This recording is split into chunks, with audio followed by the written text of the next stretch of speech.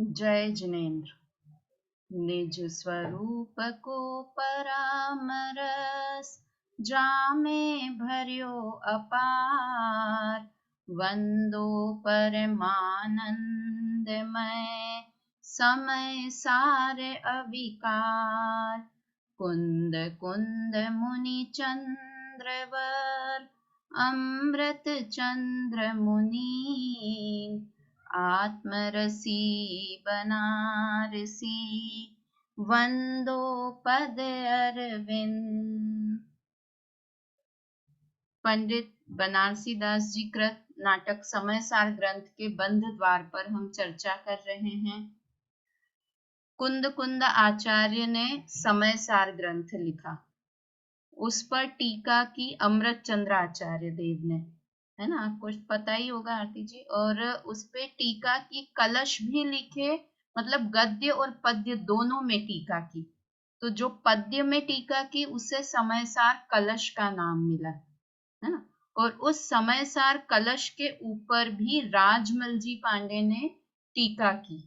उन कलशों को, मतलब वो कलश इतने अच्छे हैं कि उसका एक स्वतंत्र ग्रंथ ही बन गया।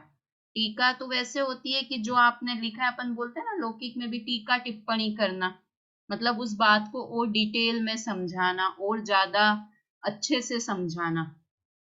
तो कुंद कुंद अमृत चंद्र आचार्य देव ने तो टीका लिखी, किंतु वो टीका एक समयसार कलश बन गई जो उन्होंने पद्य में टीका लिखी। और उस टीका पर भी राजमल जी पांडे साहब ने फिर एक टीका लिखी जिसे बाल प्रबोधिनी नाम मिला। और उस टीका के भी ऊपर टीका बनारसी दास जी ने लिखी, जिसे कि नाटक समयसार ग्रंथ कहते हैं। मतलब समयसार ही पढ़ रहे हैं, पर पहली कुंद कुंद आचार्य देव की, फिर अमृत चंद्र आचार्य देव की, फिर पांडे राजमल जी की, और फिर नाटक समयसार ग्रंथ। मतलब ये पूरी जर्नी चालू हुई 2000 वर्ष पहले, जब कुंद कुंद आचार्य देव ने समयसार लिखा। और ये नाटक समयसार ग्रंथ कब लिखा? 400 वर्ष, लगभग 400 वर्ष हुए नाटक समयसार ग्रंथ को। और उस बीच में बहुत सारी टीकाएं लिखते चले। वैसे 1000 वर्ष तक तो किसी ने हिम्मत भी नहीं की समयसार ग्रंथ पे कुछ लिखने की। कुंद कुंद आचार्य देव ने 2000 वर्ष पहले समयसार ग्रंथ लिखा, और उसके 1000 वर्ष बाद अमृत चंद्र आचार्य ने उस पर टीका लिखी।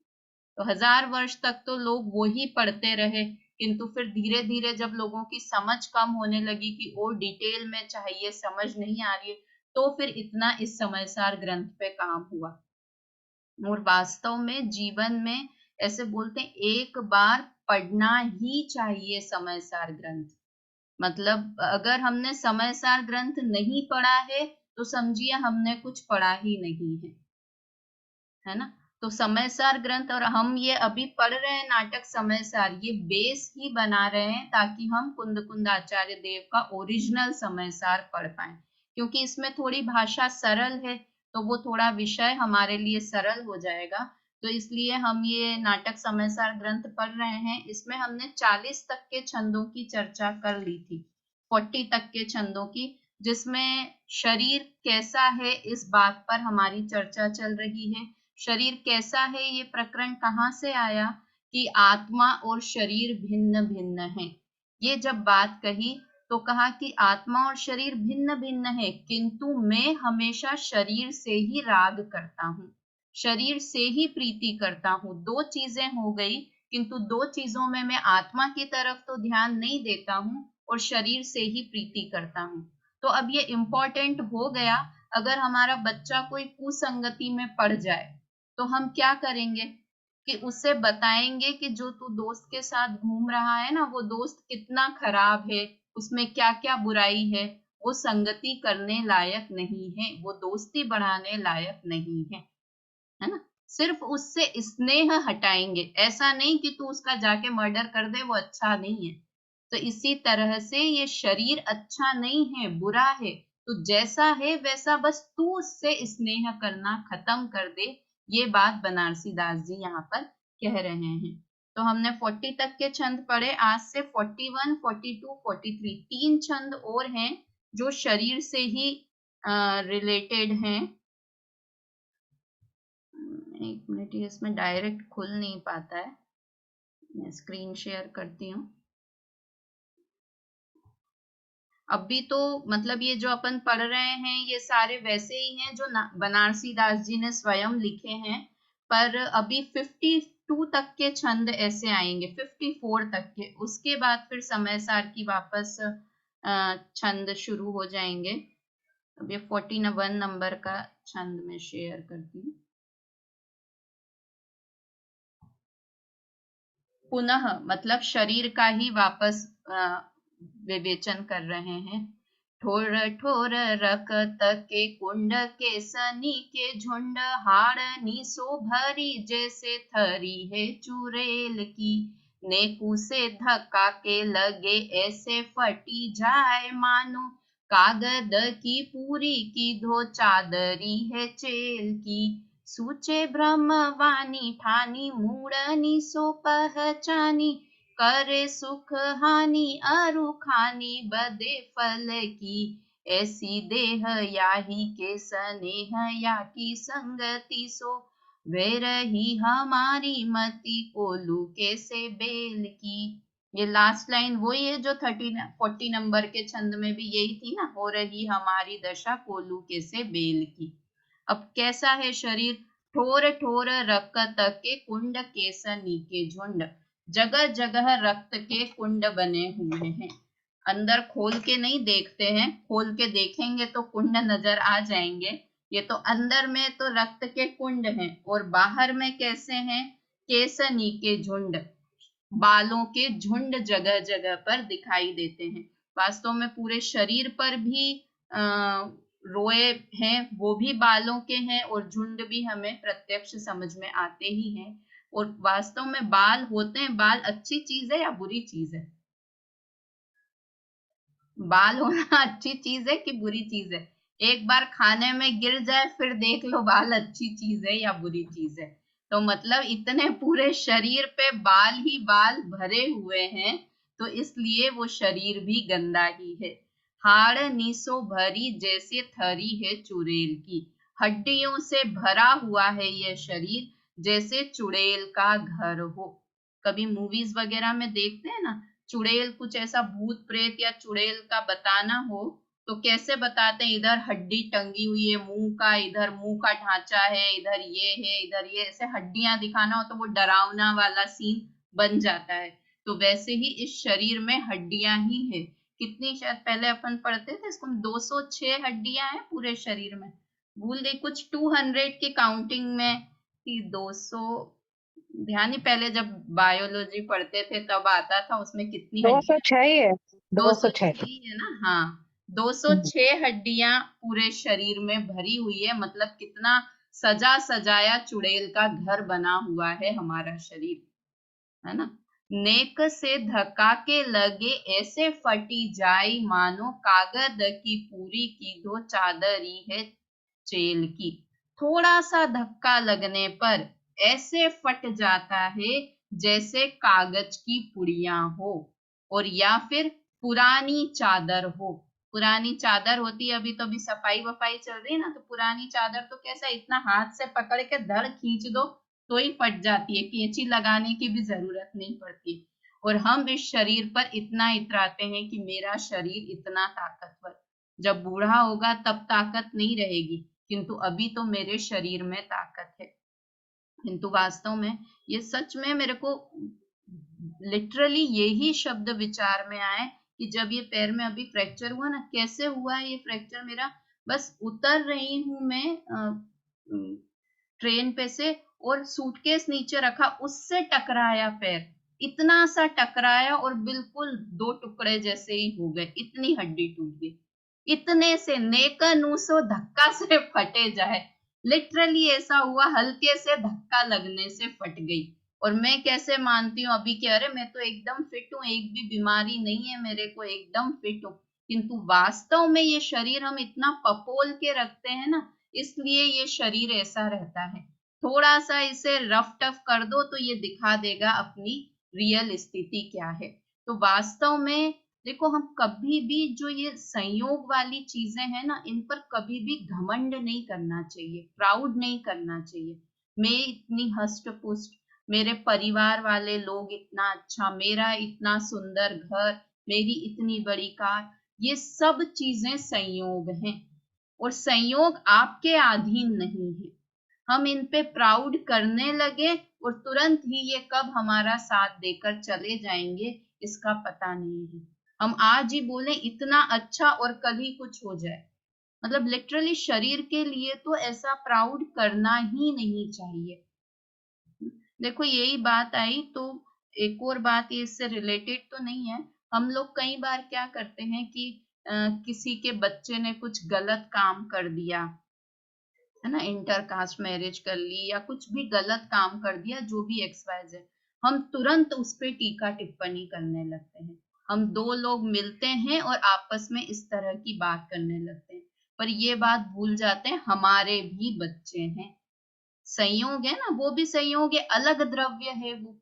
तो कभी किसी के बारे में हमारे बच्चे कल से क्या कर लेंगे, मतलब हर हर चीज के लिए, बच्चों के लिए, हस्बैंड के लिए, शरीर के लिए, घर के लिए, कभी दूसरों के लिए बोलने के पहले खुद के बारे में भी ऐसा हो सकता है, क्योंकि संयोग ही है ना। इसलिए हमेशा कमेंट करने से, दूसरों की बुराई करने से बचना चाहिए। दूसरों की बुराई करी, कब आपके ऊपर वो बात हो जाएगी आपको ही पता नहीं।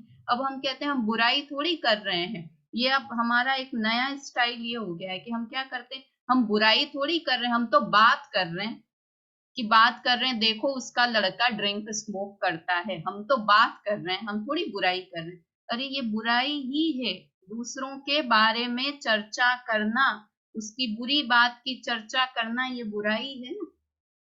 तो क्यों चर्चा में कि हम तो बस पाठशाला खत्म हुई, प्रवचन खत्म हुआ या विधान पूजा खत्म हुई और बाहर 2 मिनट के लिए मिले और हम शुरू हो जाएं। मतलब बहुत बचना चाहिए। अगर सही बात है, वो झूठ बात बोल रहे हैं ऐसा नहीं, सही बात है, किंतु फिर भी उसके बारे में डिस्कशन नहीं करना चाहिए।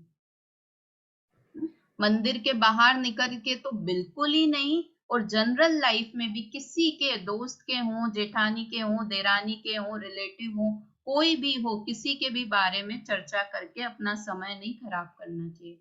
तो ये इतना, ये शरीर पे हम इतना वो करते हैं, प्राउड करते हैं, और कैसा है कि हल्का सा धक्का लगेगा और वो फट जाएगा, मतलब टूट जाएगा, हड्डी टूट जाएगी, चमड़ी निकल जाएगी, छिल जाएगी, कुछ भी हो जाएगा।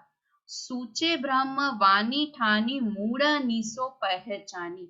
ये बार बार जो रोग होते हैं, बीमारी आती है या हड्डी टूटती है, कुछ भी होता है, तो ये क्या करता है, शरीर सूचना देता है कि देखो मैं ऐसा ही हूं, मुझसे प्रीति मत करो।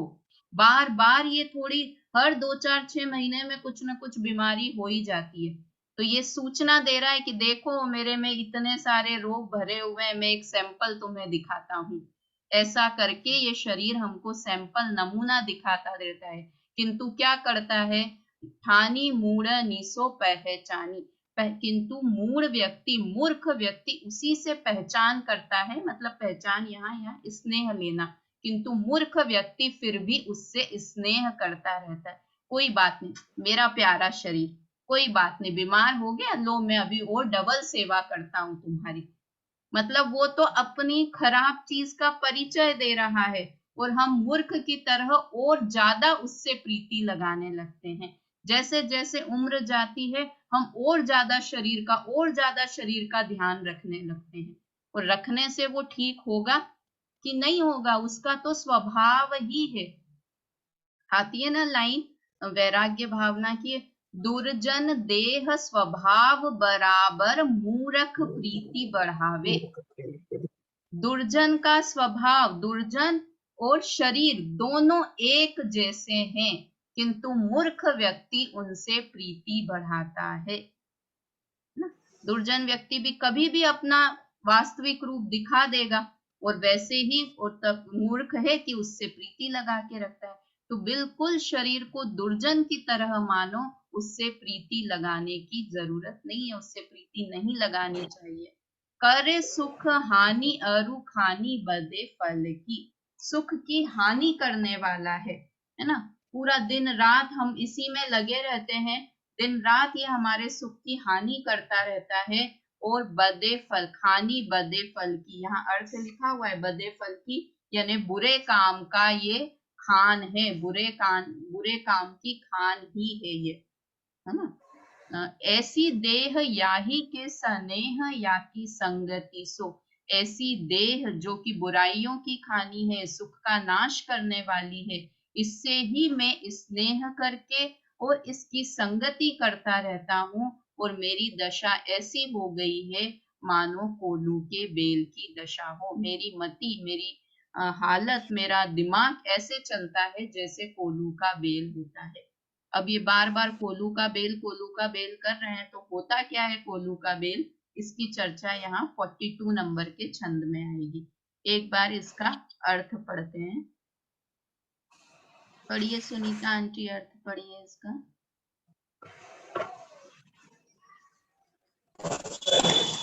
इस देह में जगह जगह रक्त के कुंड और बालों के झुंड है। यह हड्डियों से भरी हुई है, मानो चुड़ैलों का निवास स्थान ही है। जरा सा धक्का लगने से ऐसे फट जाती है जैसे कागज की पुड़िया अथवा कपड़े की पुरानी चद्दर हो। वह अपने अस्थिर स्वभाव को प्रकट करती है, पर मूर्ख लोग इससे स्नेह लगाते हैं। यह सूखी, घातक और बुराइयों की खानी है। इसी ही के प्रेम और संग से हमारी बुद्धि कोल्हू के बैल के समान संसार में चक्कर लगाने वाली हो गई है। अच्छा, एक बात बताओ, ये प्रश्न मन में आता है या नहीं कि अगर हमारा शरीर बीमार है, अपन कह रहे हैं इससे स्नेह मत लगाओ, इसका स्वभाव ही ऐसा है, ये सब पढ़ रहे हैं, बीमार हो या कुछ होने लग जाए तो फिर इसका ध्यान रखें या नहीं, या ये सोच के रखें कि भाई ये तो सड़ने, इसका तो स्वभाव ही ऐसा है। अपन पढ़ तो ये रहे हैं कि इसका स्वभाव ही ऐसा है, तो फिर इसका ध्यान रखना या नहीं रखना। आरती जी बोलिए। भाभी, अपने काम को साधने के लिए इसकी जितनी जरूरत है उतना तो इसका रखना ही चाहिए, बस इसी का ध्यान नहीं कि भाई इसका ही करने से मेरा सब कुछ होगा। वेरी गुड, वेरी गुड, बहुत अच्छा उत्तर दिया कि हम पूरे समय की, और देखो इसमें एक ध्यान रखना और ये ठीक हो जाए ऐसी मान्यता के साथ ध्यान रखना, दोनों में बहुत अंतर है। ध्यान रखने का विकल्प तो आएगा ही, ये तो हमारा शरीर है, हमारे घर में कोई भी बीमार हो हम उसका भी ध्यान रखते, तो ये तो हमारे साथ 24 घंटे रहता है, तो इसका ध्यान तो रखेंगे, किंतु ध्यान ये रखकर कि ये मेरे ध्यान रखने से ये ठीक हो जाएगा, ये मान्यता छुड़ाने की कोशिश कर रहे हैं। मैं इससे स्नेह करूं, ये अच्छा है, रखने लायक है, इस मान्यता को छुड़ाने की कोशिश कर रहे हैं। पूरे समय सार ग्रंथ में जहां भी कथन आते हैं, वो सब ये समझकर कि ये हमारा अभिप्राय सही करने के लिए बताया जा रहा है ना। हम ध्यान तो रखेंगे, किंतु ध्यान रखते रखते भी ये ऐसा ही होने वाला है, ऐसा विचार करके यहाँ पर शरीर का स्वभाव बताया जा रहा है। नहीं तो हम ऐसा नहीं करने लगे कि भाई ये तो है ही, अभी हड्डी टूट गई है तो ठीक है, ये तो ऐसा ही है और मैं चलना फिरना चालू रखूं, मूवमेंट चालू रखूं, तो ये गलत बात है। और जो ये बात कही ना आरती जी ने कि हमारा काम सधे, अभी तो हमें कितना काम साधना बाकी है। क्या है सबसे इंपॉर्टेंट काम, कि सम्यक दर्शन की प्राप्ति करनी है इस शरीर से। जब तक ये नहीं हो तब तक तो इसे बचा कर रखना ही है। मुनिराज किस लिए बचा के रखते हैं अपने शरीर को, कि कैसे भी मुझे मोक्ष की प्राप्ति हो जाए, वो जिस स्टेज पे है उससे और आगे बढ़ने की कोशिश करते हैं। ले तप बढ़ावन हेतु तन हाँ, पोष ले पोष तप बढ़ावन हेतु नहीं तन पोषते करी अशन। हाँ, तजी अशन को ना, तो ये इसलिए कि अपने को उससे सिर्फ वो तप बढ़ाना, और तप भी किस लिए बढ़ाते हैं कि मोक्ष के अर्थ बढ़ाते हैं वो तप भी, तो इसलिए हमें भी इस शरीर का ऐसा ध्यान तो रखना है कि ये हमारे साथ है, किंतु इससे प्रीति नहीं करनी है, इससे अनुराग नहीं करना है। चलिए, अब संसार की दशा कोल्हू के बेल के समान है। अब ये कोल्हू का बेल क्या होता है, कैसा होता है, उसके ऊपर जो 2 बार ऊपर के छंदों में आई ना, उसी बात को बताते हैं।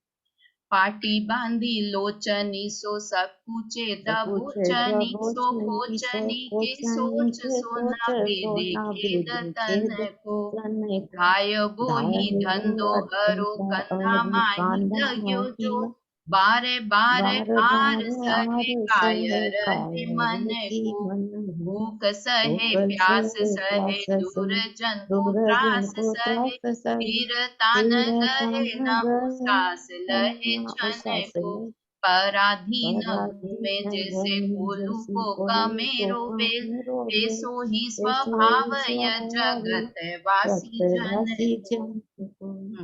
कोलू का बेल होता है कि जिसको तेल निकालने के लिए जोता जाता है, जिसे रखा जाता है ना। पहले वो कच्ची घानी का तेल जो निकालते थे तो उसमें एक बीच में कुंड जैसा बना होता है, तो उसके साइड में एक खूंटा बांधकर और उससे रस्सी बांध के उस कोलू के बेल को बांध देते हैं। वो रस्सी कितनी बड़ी है कि बस वो उसके आसपास ही घूम पाए, उतना ही चक्कर लगा पाए, ऐसी उसकी रस्सी होती है।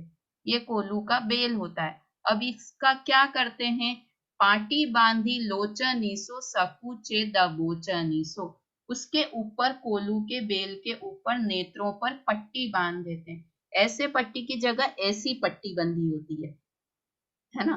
तो क्या होता है, वो सिर्फ सामने ही देख पाता है, आसपास वो देख ही नहीं पाता है, ऐसी पट्टी बंदी होती है। कई बार बेलों को और भी देखा होगा ना, ये जो बैलगाड़ी वगैरह में भी लगे रहते हैं, तो एक ब्लैक कलर का, मैं छोटी थी तो वहां उज्जैन में मंडी में रहते थे, तो वहां किसान बैलगाड़ी लेके आते थे, तो वो बेलों के ऊपर ऐसा ब्लैक कलर का लगा हुआ, मुझे ध्यान है कैसा लगा रहता था, तो वो उसके ऊपर पट्टी बांध रखी होती है। और कैसा चलता है, सुकचे दबोचनी सो कोचनी के सोच सोना बेदे खेद तन को। और कैसा, स्थान की कमी के कारण वो सुकड़ा हुआ, दबा हुआ, बहुत छोटा सा एक गोल कमरा सा बना हुआ होता है, बिल्कुल इतनी सी जगह होती है, इधर दीवार होती है और बीच में वो कुंड बना रहता है, तो वो इधर उधर कहीं नहीं जा सकता, तो सकुच के और दबोच के सुकड़ा हुआ सा रहता है। धायो बोही धंधो अरु कंधा माही लग्यो जोत, दौड़ना ही जिसका काम रहता है और कंधे के ऊपर जिसके जोत लगी हुई होती है। ऐसा, अब ये जोत भी कैसे लगी होती है कि ये बैलगाड़ी में भी होते हैं ना, कि वो किसान लेके आता था बैलगाड़ी, तो वो ऊंचा करता था और वो खुद बैल अपना मुंह ऐसा नीचा कर देता है कि लाओ मेरे कंधे के ऊपर अब ये जोत लगा दो, अपने आप रेडी रहता है, उसको खींच के लाना नहीं पड़ता था किसान को। मैंने ये तो नहीं देखा है कोलू वाला बेल, पर नॉर्मली बेल ऐसा करते हैं, बैलगाड़ी के नीचे वो ऊंचा ऐसा होता है, तो उसके नीचे खुद ही ऐसा सर अपना कंधा लाके नीचे रख देते हैं और फिर उसके ऊपर जोत लगा देता है वो। तो बार बार आर सहे काया रहे मन को, कि वो ऐसा क्यों नीचे आके झुक जाता है, लग जाता है, कि डर के कारण, कायरता के कारण, कि अगर मैं यहाँ नहीं लगूंगा तो अभी मुझे ये चाबुक से मारेगा, मुझे अभी यह किसान मारेगा या जो भी मेरा मालिक है, तो उसने तो कष्ट दिया नहीं, किंतु उसके पहले ही डर के कारण ही जुटा हुआ रहता है, उसके अंदर लग जाता है। और क्या करता है, भूख सहे प्यास सहे दुर्जन को त्रास सहे, भूख सहन करता है, प्यास सहन करता है, और दुर्जनों की, जो उसको केयर टेकर हैं, वही जब जो दुख देते हैं उन सब दुख को सहन करता है। फिर तान गहे न उसास लहे क्षण को, और किंतु फिर भी उसे शांति नहीं मिलती है, क्षण भर के लिए भी उसे आराम नहीं मिलता है। कितनी दया आ रही है उसके ऊपर कि बेचारा इतनी मेहनत करता है और डर के कारण कोई बोले उससे पहले ही काम करने को तैयार रहता है। ऐसा बेचारा वो कोलू का बेल होता है। कितनी दया सुन के, न घूमने की जगह है, न खुद कुछ मन का कर पाता है, पूरे समय जो मालिक कहता है वैसा ही करता रहता है। पराधीन घूमे जैसे कोलू को कमेरो बेल, कोलू का वैसे पराधीन होकर घूमता रहता है। कौन घूमता रहता है, जगत का जीव, जगवासी जन। और कोल्हू को कमेरो बेल, कमाने वाला बेल है, ऐसा भी नहीं कि यूजलेस है, इतना काम करता है, कमाने वाला बेल है किंतु पराधीन होकर ये जगत का संसारी जीव है। कौन सा जीव है? मेरा जीव है, जो इस कोल्हू के बेल की तरह सुबह से लेकर रात तक क्या करते हैं हम? पूरे समय या शरीर की गुलामी, या परिवार वालों की गुलामी, और या फिर कर्म की गुलामी। ये यहाँ लिखा है ना, बाद में पराधीन होके, तो जैसा कर्म नाच नचा रहे, मैं हूँ राजा, स्वभाव से राजा। थोड़ी आवाज मेरे को ही खराब आ रही है या सबको ही आ रही है? आवाज ठीक सही आ आ रही रही है। नहीं, नहीं, सही हमें आ तो रही है। मैं थोड़ा सा और हमें तो सही आ रही है। अब देखिए, शायद आपको भी ठीक, इंटरनेट की कुछ गड़बड़ हो रही होगी। तो वास्तव में मैं हूँ चेतन राजा, किंतु मेरी दशा कोल्हू के बेल के जैसी हो रही है ना। मतलब हूँ स्वभाव से, किंतु कौन कौन से त्रास, किसके त्रास सहन करता हूँ, ये यहाँ पर नीचे पहले एक बार इसका अर्थ पढ़ते हैं। मुझे इसको ज्यादा समझाने की जरूरत नहीं पड़ेगी, क्योंकि ये इसी में नीचे लिखा हुआ है। पहले एक बार इसका अर्थ पढ़िए, फिर इसका भावार्थ पढ़िएगा। आरती जी, अर्थ पढ़िए इसका। संसारी जीवों की दशा कोल्हू के बेल के समान हो रही है। वह इस प्रकार है कि नेत्र पर ढकना बंधा हुआ है। स्थान की कमी के कारण दबोच से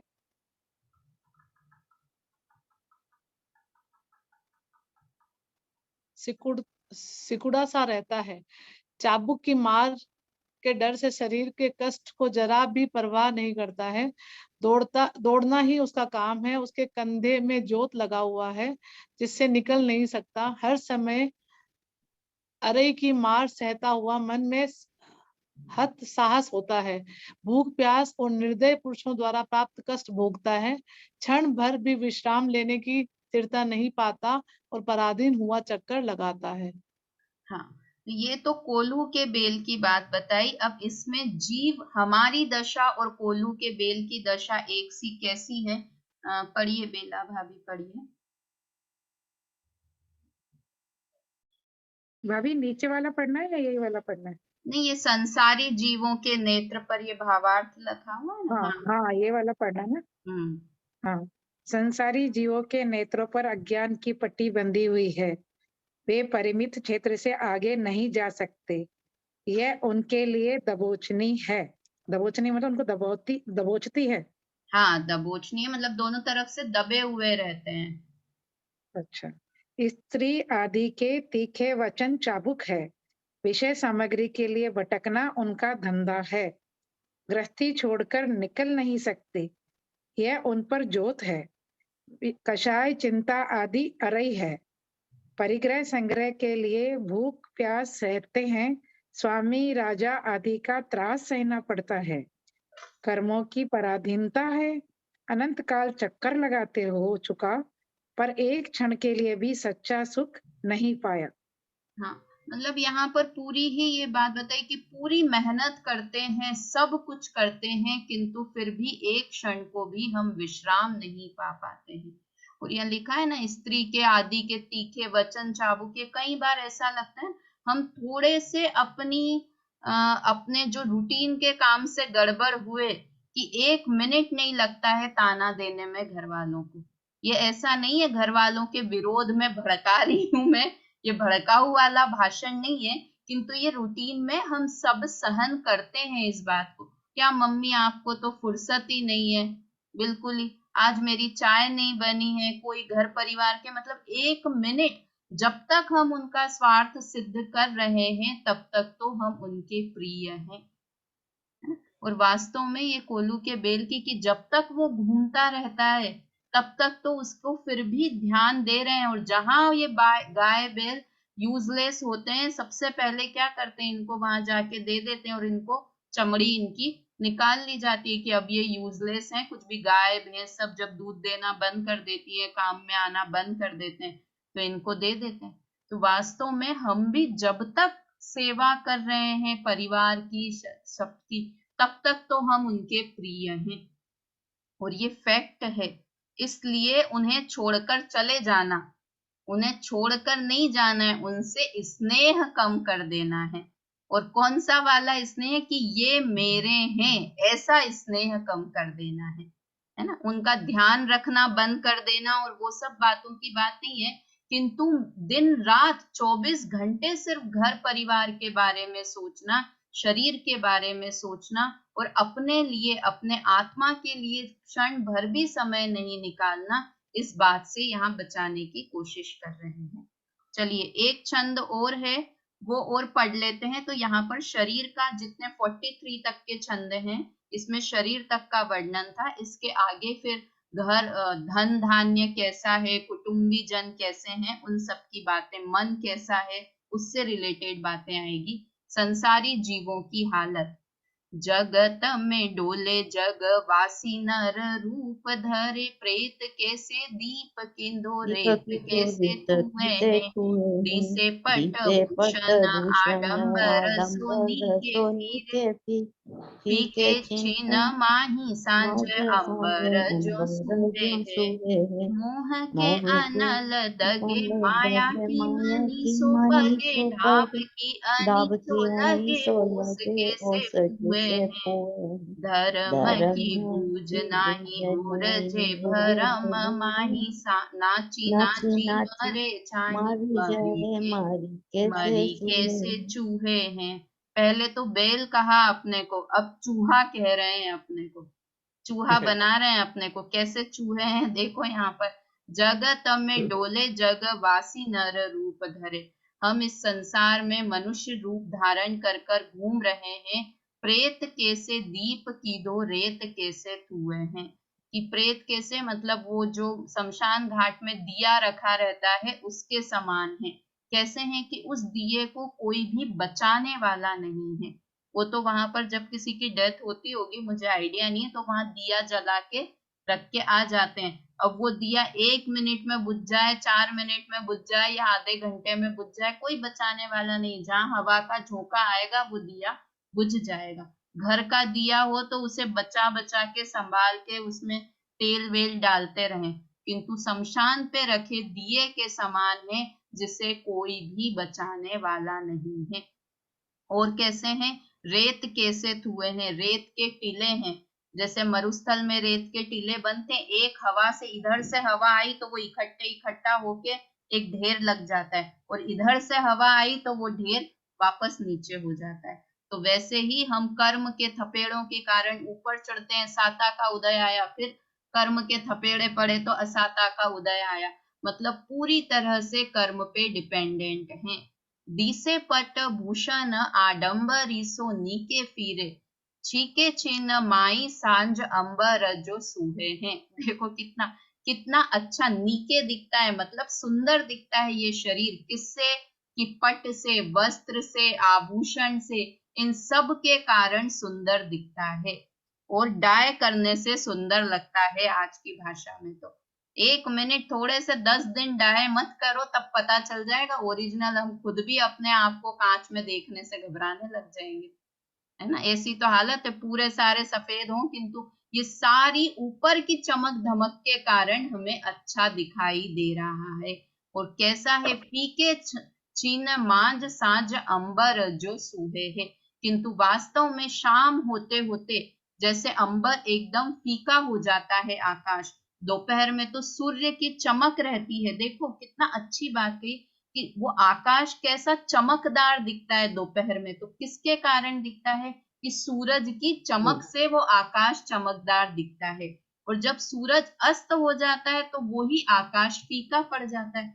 तो अभी मैं जो बहुत सुंदर दिख रही हूँ ना 20 से 30 साल तक की उम्र में, तो वो किस लिए दिख रही हूँ, कि कर्म का उदय रूपी सूरज की धूप पड़ रही है।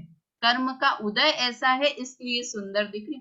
और कर्म का उदय जब ऐसा आ जाएगा, नाम कर्म का उदय, तो वो ही शरीर पे झुर्रियां हो जाएगी और सफेद बाल हो जाएंगे। तो अच्छा दिख रहा था वो भी कर्म के उदय से दिख रहा है, खराब दिख रहा है वो भी कर्म के उदय से दिख रहा है ना। मोह के अनल दगे माया की मनीसो पगे, मोह रूपी अग्नि में दब जल रहा है, और माया की मनी से, ये इसका अर्थ है ना, ये नीचे की लाइन से भी लेना, माया की मनीसो पगे ढाब की अनीसो लगे ओस कैसे फुए हैं। कि जैसे मनी होती है कि सुनार उसे चारों तरफ से पकड़ के रखता है, और फिर उसे शेप में देता रहता है। वैसा ही मैं कर्मों से जकड़ा हुआ हूँ और जैसा कर्म कर रहा है वैसा ही मैं चल रहा हूँ।